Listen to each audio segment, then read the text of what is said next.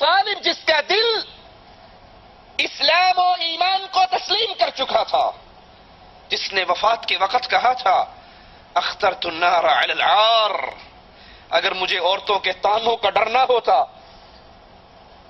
اپنے قوم اور قبیلے کے طعنوں کا ڈر نہ ہوتا، میں بھی کلمہ پڑھ کے تیری نبوت کو تسلیم کر لیتا، لیکن ڈرتا ہوں مرنے کے بعد لوگ کیا کہیں گے۔ باپ دادا کے دین کو چھوڑ کے لڑکے بھتیجے کے دین پہ چل پڑا، جس کا دل مانتا تھا، جو کہا تیرا دین بھی سچا، تیری شریعت بھی سچی، تیرا قرآن بھی سچا، مانتا کیوں نہیں؟ زبان سے اقرار کیوں نہیں کرتا؟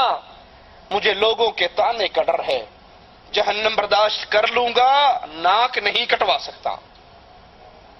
اپنے بیٹے کو نماز پڑھتے ہوئے دیکھا، اس کے جواب کو سنا اور کہا محمد علیہ السلام کے ساتھ لگا رہے، یہ تجھے صرف بھلائی کی طرف بلائے گا اور کسی اور طرف نہیں بلائے گا۔ سیدنا علی رضی اللہ عنہ وارضا 5 سال کی عمر میں اس آنگن میں قدم رکھتے ہیں جہاں ہر طرف خیر ہی خیر ہے۔ خوش نصیبی سیدنا علی کی، ان کی تربیت کرنے والے امام الانبیاء محمد الرسول اللہ صلی اللہ علیہ وسلم، جن کی تربیت کا انداز، جن کے سمجھانے کا انداز۔ ایک شخص آتا ہے مسجد میں، دیہاتی ہے، اعرابی ہے، مسجد کے کونوں میں دیکھتا ہے ابھی صحابہ کچھ نہیں سمجھتے یہ کیا کرنا چاہتا ہے، ایک کونے میں بیٹھ کر تہمت اٹھاتا ہے اور پیشاب کرنے لگ جاتا ہے۔ صحابہ اس کو روکنے کے لیے، پکڑنے کے لیے دوڑتے ہیں اس کی طرف۔ اللہ کے رسول صلی اللہ علیہ وسلم فرماتے ہیں اس کو چھوڑ دو، اس کو چھوڑ دو، اس کو اپنی حاجت پوری کر لینے دو۔ اور جب پیشاب کر لیتا ہے آپ اس کو بلاتے ہیں اور وہ ڈرتا اور کانپتا ہوا آتا ہے کہ پتہ نہیں اب میرے ساتھ کیا ہونے والا ہے۔ اپنے پاس بٹھاتے ہیں اور کہتے ہیں بھائی، اللہ کے گھر، اللہ کی مسجدیں نماز کے لیے، ذکر اذکار کے لیے بنی ہے، پیشاب کے لیے رہی، اور پانی کا ایک ڈول منگا کر وہاں پہ بہا دیتے ہیں۔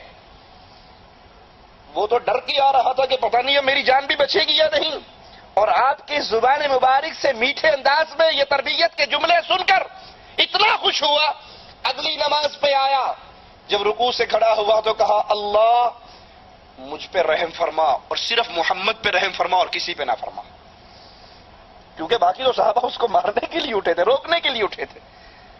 آپ کی تربیت کا انداز۔ حضرت معاویہ آتے ہیں، یہ معاویہ بن ابی سفیان نہیں، ایک اور صحابی، ان کا نام بھی معاویہ ہے، مسلمان ہوتے ہیں، اپنے واپس لوٹ جاتے ہیں جہاں وہ بکریاں چرایا کرتے تھے، ریگستان میں رہا کرتے تھے، دیہات میں رہا کرتے تھے، اور جب آئے تو یہ حدیث سن کر، یہ عمل سیکھ کر گئے کہ اگر کسی مسلمان کو چھینک آئے وہ الحمدللہ کہے تو تم جواب میں یرحمک اللہ کہو۔ کچھ عرصے بعد دوبارہ آتے ہیں، نماز پڑھ رہے ہیں، دوران نماز ایک صحابی کو چھینک آتی ہے، اس کو وہ پرانا سبق یاد آتا ہے تو نماز میں ہی کہہ دیتے ہیں یرحمک اللہ۔ صحابہ اس کی طرف تیز نظروں سے، جو قریبی صحابہ کھڑے ہیں وہ چھانکتے ہیں کہ یہ نماز میں کیوں بول رہا ہے، یہ عجیب کام کیوں کر رہا، تو کہتا ہے تمہیں کیا ہو گیا ہے، میری طرف غصے سے کیوں دیکھ رہے ہو؟ تو وہ زور سے اپنے ہاتھ اپنے رانوں پہ مارتے ہیں، اشارہ کرواتے ہیں کہ یہ خاموش ہو جائے۔ سلام پھیرتے ہیں، نبی پوچھتے ہیں یہ کون بول رہا تھا؟ اب یہ صحابی ڈر رہے ہیں کہ پتہ نہیں میرے ساتھ کیا ہونے والا ہے۔ اللہ کے حبیب علیہ الصلوۃ والسلام کے سامنے بٹھایا جاتا ہے اور آپ پیار اور محبت سے تربیت کرتے ہوئے کہتے ہیں کہ نماز خالق کی، مخلوق کی خالق کے سامنے حاضری ہے، اس میں اللہ کا ذکر کیا جاتا ہے، لوگوں سے باتیں نہیں کی جاتی۔ کہتے ہیں میں نے نہ نبی سے پہلے اور نہ نبی کے بعد اتنی اچھی تربیت کرنے والا کوئی معلم نہیں دیکھا۔ وہ عظیم ہستی سیدنا علی کی تربیت کرتی ہے رضی اللہ عنہ وارضا، اور عورتوں میں عظیم ترین عورت سیدہ خدیجہ رضی اللہ تعالی عنہا سیدنا علی رضی اللہ عنہ وارضا کی تربیت کرتی ہیں۔ اور اس مثالی خاتون کی تربیت، نبی کا سایہ حضرت علی رضی اللہ عنہ وارضا کو علم کا سمندر بنا دیتا ہے. لڑکپن میں ہی لکھنے پڑھنے کا ہنر سیکھ لیتے ہیں، جہاں لکھنا پڑھنا چند افراد کو ہی آتا ہے. رسول کریم صلی اللہ علیہ وسلم مسلمانوں کو اجازت دیتے ہیں مدینے کی طرف ہجرت کر جائیں. ادھر کفار اللہ کے نبی علیہ الصلوۃ والسلام کا گھر کا گھیراؤ کرتے ہیں. اللہ کے نبی علیہ الصلوۃ والسلام کو مالک بتا دیتا ہے.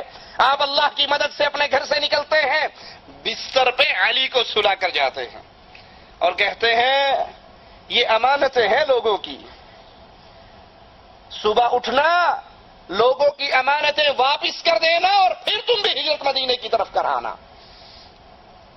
بستر رسول پہ علی سوتے ہیں اور ابو بکر رسول اللہ کے ساتھ مدینے کے سفر پہ جا رہے ہیں.